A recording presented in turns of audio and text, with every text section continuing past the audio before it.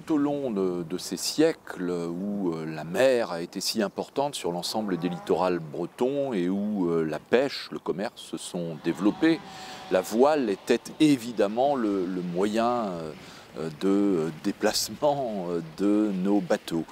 La voile est une typologie de bateau adaptée à chaque métier. Et le génie humain va, au fil des décennies, d'innovation en innovation, arriver à des modèles tout à fait impressionnants en termes de qualité intrinsèque. C'est le génie humain qui a inventé cette évolution-là et qui nous amène à ce qu'a connu Douarnenez dans les années 1920-1930, c'est-à-dire une flottille pouvant accueillir plus de 5000 inscrits maritimes. Progressivement, à partir des années 1920, le moteur va s'imposer et donc la flottille va connaître une évolution technique tout à fait majeure.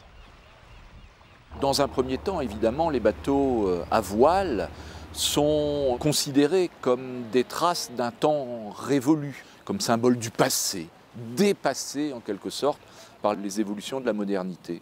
Il faut attendre quelques pionniers, fin des années 50, progressivement dans les années 60 et 70, quelques pionniers, dont ceux qui, à la fin des années 70, vont créer une revue, après avoir publié un premier ouvrage qui s'appelle Art Vague.